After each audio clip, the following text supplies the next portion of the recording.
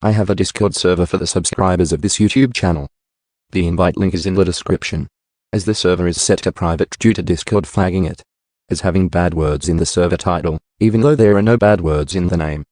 Nonetheless, the invite link can still be found in the description. Please join the server if you have a Discord account. The server's name is Autistic and Autistic, explaining the autistic brain official YouTube community. The invite link to the server will be in the description, under link to our Discord server from our subscribers of this YouTube channel. I have a subreddit for subscribers of this YouTube channel. The link is in the description. It will be titled Link to Subscriber Subreddit for the YouTube channel talk after the video ends. Please join r/YT Autist Official. Today. Hey guys, this is Autistic and Autistic Explain This Brain, and today we're going to be going over this article. This may be a video where I will be putting multiple articles in one video, but anyway, without further ado, let's get into the article. Autism awareness really is growing, but harmful misconceptions still remain. That is true. Harmful misconceptions do remain within the autistic community,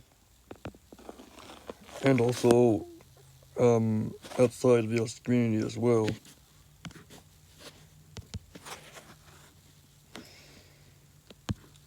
This story was originally published in Group Therapy, a weekly newsletter answering questions sent by readers about what's been weighing on their hearts and minds.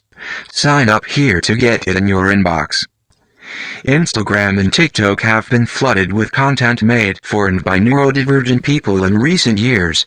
In turn, many people have come across these videos and had life-changing realizations that they might be autistic or have attention deficit hyperactivity disorder themselves, especially women, non-binary folks and people of color, who are much more likely to go undiagnosed.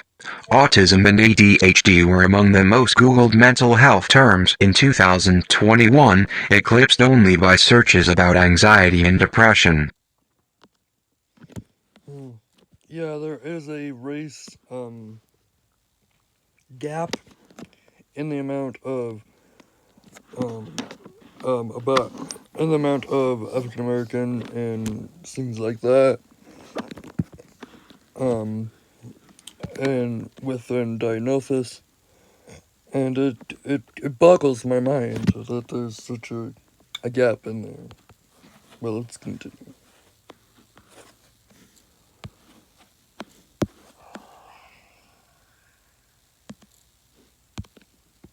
Given this much-needed growing awareness, it's unsurprising that we've gotten a number of great questions about ADHD and autism from group therapy readers.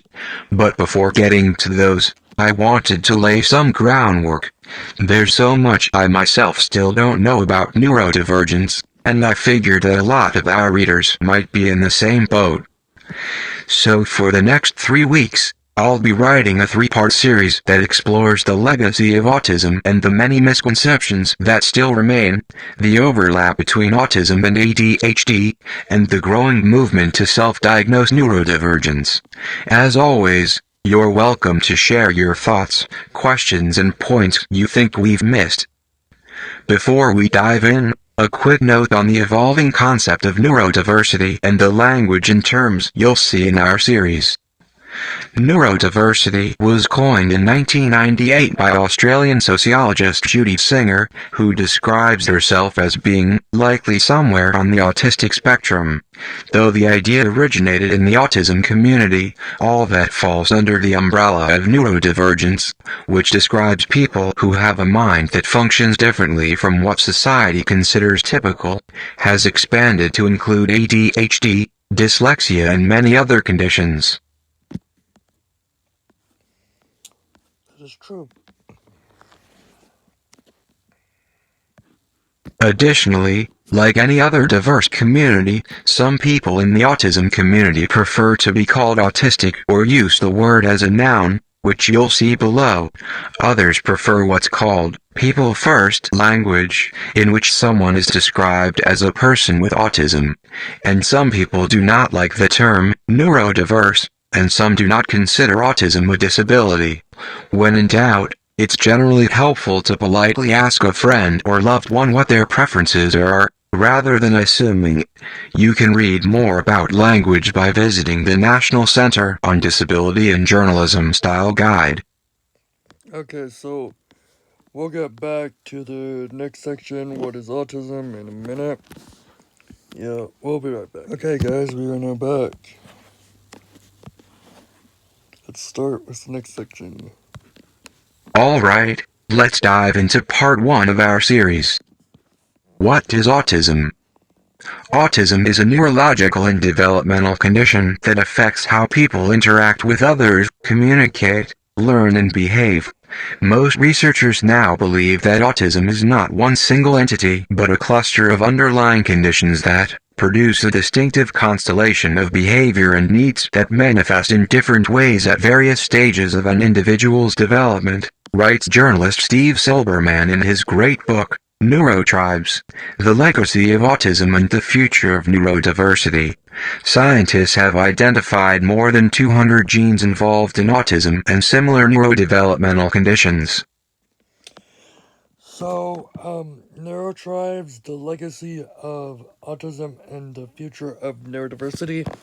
I have actually not read that book. I really do want to read that book, actually, so, but anyway, let's continue.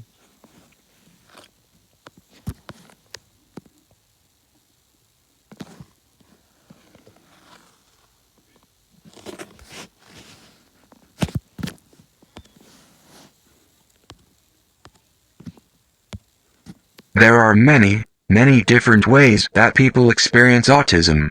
Autistic people are as different and varied as the human experience itself, said Eric Garcia, a senior Washington correspondent for The Independent and author of the book, We're Not Broken: Changing the Autism Conversation. A more nuanced, expansive view of autism has been a long time coming. At the same time, autism wasn't formally studied by medical establishment until the 1940s, making it a relatively new field of research, one that has shape-shifted immensely over the past 8 decades. Before 1980, when autism first appeared in the Diagnostic and Statistical Manual of Mental Disorders, DSM, which is more or less the Bible of psychiatry, the disability was described as a form of childhood schizophrenia, and it was thought to be caused by cold and unemotional parenting, a theory that wasn't disproven until the 60s and 70s. Parents in this era were routinely told that they had no choice but to institutionalize their autistic children. The addition of Asperger's syndrome to the DSM in 1994 broadened the diagnostic boundaries of autism, and introduced to the public the concept of autism as a spectrum instead of a uniform condition. But this diagnosis also brought with it the labels of high-functioning and low-functioning. We'll return to that in a minute. And activists and scholars called into question whether there was actually any meaningful difference between Asperger's and the rest of the spectrum. Asperger's was removed from the DSM in 2013 and folded into the autism spectrum of disorders. Though some people still call themselves ASPIs, others dropped the self-descriptor when it was revealed that the man whom the condition was named after was a supporter of the Nazi regime during World War II. Yeah, that word probably blooped out, but, yeah. That's not good. That's not good. That's never good. Let's continue.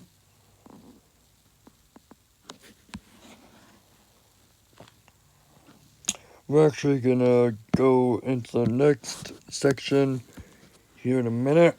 We'll be right back with the next section. Okay, we are back.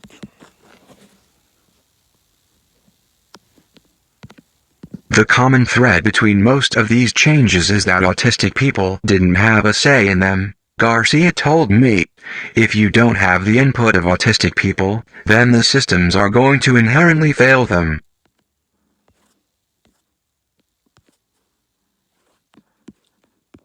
Let's continue.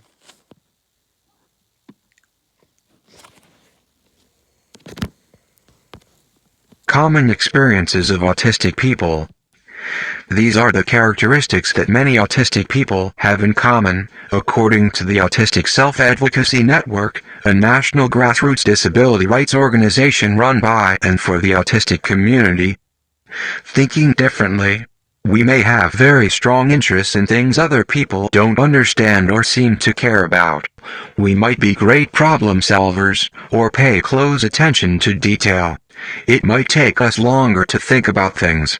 We might have trouble with executive functioning, like figuring out how to start and finish a task, moving on to a new task, or making decisions. Routines are important for many autistic people. It can be hard for us to deal with surprises or unexpected changes. When we get overwhelmed, we might not be able to process our thoughts, feelings and surroundings, which can make us lose control of our body.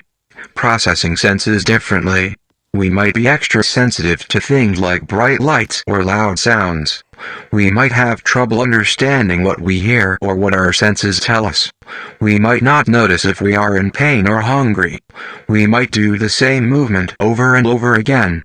This is called stimmung, and it helps us regulate our senses. For example, we might rock back and forth, play with our hands, or hum. Moving differently. We might have trouble with fine motor skills or coordination. It can feel like our minds and bodies are disconnected. It can be hard for us to start or stop moving. Speech can be extra hard because it requires a lot of coordination. We might not be able to control how loud our voices are, or we might not be able to speak at all, even though we can understand what other people say. Communicating differently. We might talk using echolalia, repeating things we have heard before, or by scripting out what we want to say. We may communicate by typing on a computer, spelling on a letterboard, or pointing to pictures on an iPad. Some people may also communicate with behavior or the way we act. Socializing differently. Some of us might not understand or follow social rules that non-autistic people made up. We might be more direct than other people. Eye contact might make us uncomfortable. We might have a hard time controlling our body language or facial expressions, which can confuse non-autistic people or make it hard to socialize. Processing feelings. Some of us might not be able to guess how people feel. This doesn't mean we don't care how people feel. We just need people to tell us how they feel so we don't have to guess. Some autistic people are extra sensitive to other people's feelings. There are many people who recognize some of these traits in themselves, but may not qualify for a diagnosis according to the Diagnostic and Statistical Manual of Mental Disorders, or the DSM. Social psychologist Devon Price points out that there is no clear line that we as a society can draw in the sand where a person is unquestionably autistic enough to count as disabled in the eyes of all clinicians. There's an immense gray area, and we often find that the relatives of autistic people exhibit numerous autistic traits, said Price, an autism rights advocate and author of Unmasking Autism, Discovering the New Faces of Neurodiversity. So do people with sister conditions such as ADHD, Tourette's, social anxiety disorder or sensory processing disorder. As a community, neurodiverse people are a wide, diverse tent, and it's better that we all recognize this and communicate across identities about our shared concerns and the struggles we have in common. Okay. So, we're gonna not go into this other section right now. I'll be right back with this other section. See you guys in a minute. Okay, we are back with this other section. Let's start. Unpacking what you think you know about autism. Autism advocate Stephen Shore has famously said, "If you've met one person with autism, you've met one person with autism." Shore was rightly emphasizing the vast diversity within the autism spectrum.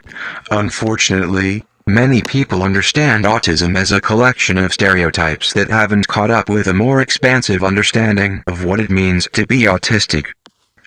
Garcia noted that a long-standing stereotypical portrait of an autistic person is that of a middle or upper-class white cisgender boy or man.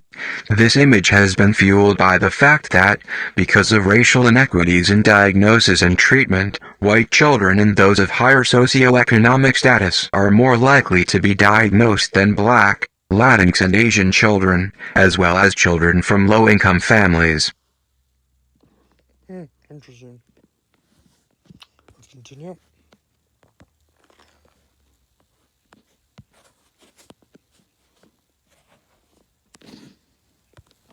Women and non-binary people have also been historically underdiagnosed, in large part because of masking, or the act of hiding autistic traits as a survival mechanism. Because of the social expectations placed on them, masking is more common among people socialized as girls. Autism has also been perceived as existing at two poles: you can't speak or work, or you're an eccentric Silicon Valley coder type, but no people in between, Garcia said. This binary speaks to the pernicious labels of high-functioning and low-functioning autism, which define autistic people by how neurotypical people perceive them, rather than how autistic people see themselves or what they need, Garcia and Price both stressed. Autistics may appear to function highly because we can imitate neuroconforming speech patterns well, or because if we have to, we can hold down a job. But if we only measure a person's disability based on this limited viewpoint, we can't appreciate how much pain and struggle goes into propping that illusion of functioning up. Autistic people who mask as neuroconforming in order to get by at school or at work often have no energy left afterwards for things like meal planning, cooking, cleaning their house, or even socializing or pursuing beloved hobbies, Price said. And those labels are just too simplistic to capture the broad spectrum of autistic gifts and challenges. Garcia said he knows plenty of people who can speak and are brilliant on social media, but they've also really struggled to get through high school and college. And he knows others who can't speak but have college degrees and maintain successful careers. Who among these people should be described as high-functioning? Yeah. Yeah, no, that's really true. The Silicon Valley thing, made me kinda, chuckle.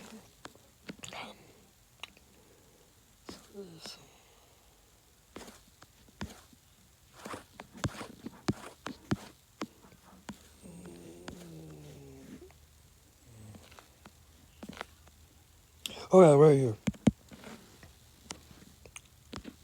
Autism has also been perceived as existing at two poles: you can't speak or work, or you're an eccentric Silicon Valley coder type, but no people in between, Garcia said. Yeah, that's true.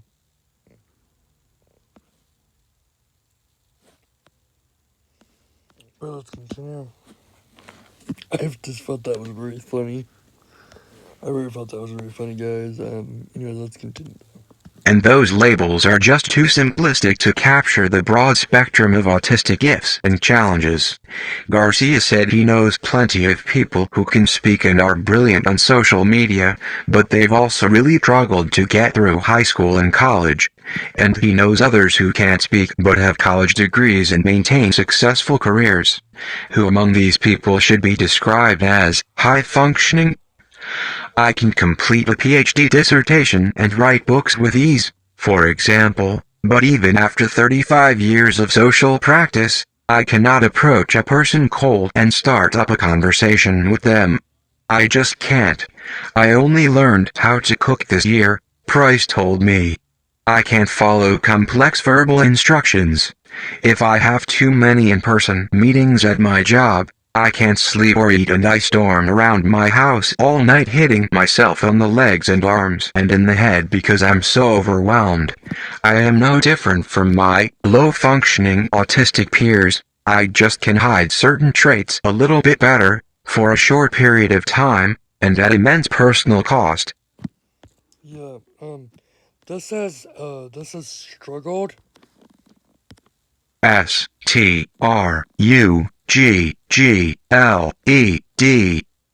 I don't know why I didn't spell it, but whatever.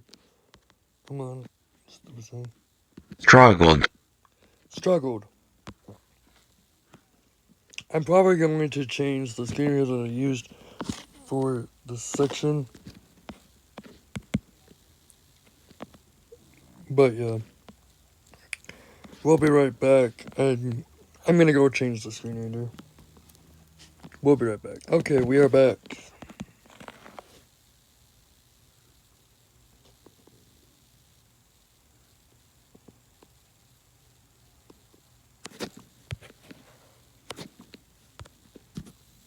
I can't complete a PhD dissertation and write books with ease, for example. But even after 35 years of social practice, I cannot approach a person cold and start up a conversation with them.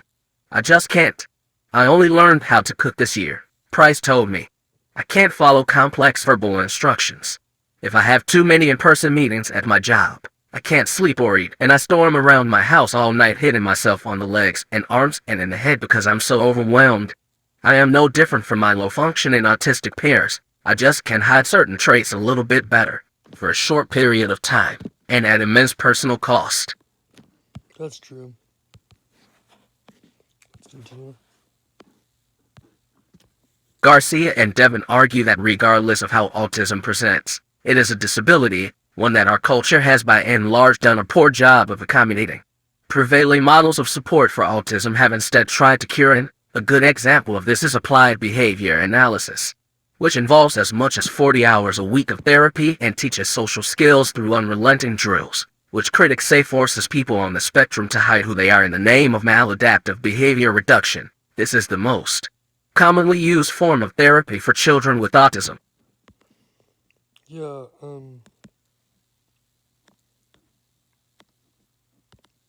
Cure it. they do want to cure it, and I think it's disgusting. But let's continue. Instead of forcing autistic people to change, autism rights activists are pushing for our culture to change.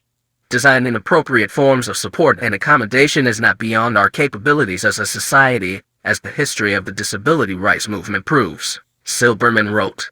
But first we have to learn and think more intelligently about people who think differently. Supportive innovations that have been suggested by autistic self-advocates and parents include designated quiet areas in schools, where an overwhelmed student could avoid a meltdown, and minimizing sensory input, like buzzing fluorescent lights. According to Silberman, Individualized Education Program, or IEPs, could focus on leveraging a child's strengths and interests instead of addressing only their deficits. Yeah, I think with that, we can get to where autism isn't just considered a disability. I think it should be considered a difference.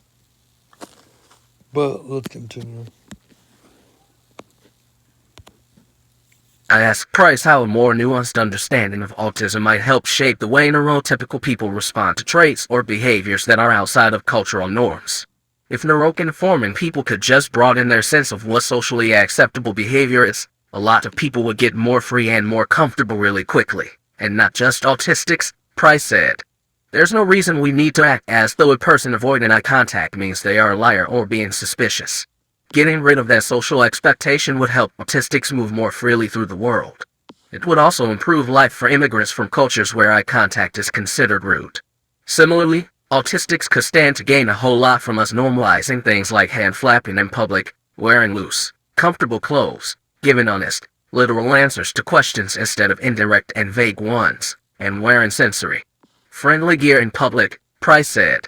These accommodations cost absolutely nothing. But if we simply accepted them, and accepted that some people move differently, feel differently and speak differently from others, every single one of us would experience greater social ease, not just disabled people, but anyone who has ever made the social mistake of being a little odd, which is just about all of us. Yeah, I don't think that autism is a disability. I believe in the neurodivergent paradigm. And I kind of do want to talk about the neurodivergent paradigm. in a later video, but that will be in a later video. Let's continue.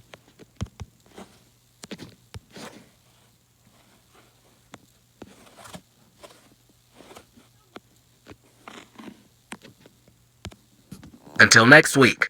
Lauren, if what you learned today from these experts spoke to you or you'd like to tell us about your own experiences, please email us and let us know if it is okay to share your thoughts with the larger group therapy community. The email grouptherapy@latimes.com gets right to our team. As always, find us on Instagram at @LatinMessForRealMind, where we'll continue this conversation. See previous editions here. To view this newsletter in your browser, click here. Enjoying this newsletter? Consider subscribing to the Los Angeles Times. Your support helps us deliver the news that matters most. Become a subscriber. Okay, let's continue. That article's almost done, then we can move on to our next one.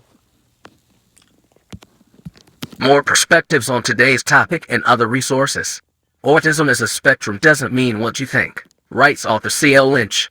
I first read this piece during my training at the Los Angeles LGBT Center, where I'm a therapy intern, and it shifted my understanding of autism more than anything I've ever read. Autism isn't one condition, Lynch writes. It is a collection of related neurological conditions that are so intertwined and so impossible to pick apart that professionals have stopped trying. When Price first started writing about autism online in 2018, he received countless 5,000-plus word emails from adults asking him, "Am I autistic?" But for adults, there are no diagnostic criteria for autism. In Price's book Unmasking Autism, he presents a clear definition of autism and the anatomy of masking. He talked with the LA Times about the book last year. Autistic people didn't always have a platform or readily available community. Now, they're finding acceptance, confidence, and connection on TikTok. I went from thinking I was alone with my struggles and experiences to seeing many who understand me, one person told BuzzFeed. It was an overwhelming experience at first, but watching autistic people and communicating with them became the best thing to come from TikTok. I've learned more about myself through them. Yep, true.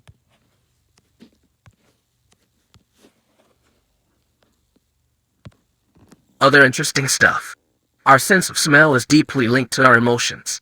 But what if those smells are also linked to traumatic memories? Researchers are finding success using a combination of artificial sense and virtual reality to treat people with severe cases of trauma, according to the Wall Street Journal's The Future of Everything podcast. The death penalty is a divisive issue that has well-meaning people arguing for similar goals but by different means, writes Dr. Joseph Thornton for the Florida Times Union. As a former psychiatrist treating Florida death row prisoners, I argue we should not be executing anyone. He goes on, especially people struggling with serious mental health challenges. I don't think I'm going to talk about this article just because it doesn't have anything to do with autism. And it kind of mentions it in a passing, so I will not be talking about that article. Let's continue to the next article. We'll be right back. Okay, this video is actually 27 minutes right now. So we are going to call it good for this video, and I'm going to, it's actually 27 minutes and 36 seconds. I'm going to call it good for this video, and so if you liked the video, please subscribe and turn on the notification bell so you will never ever miss another video from me. See you guys next time in the next article or a few more articles with this video. Bye guys.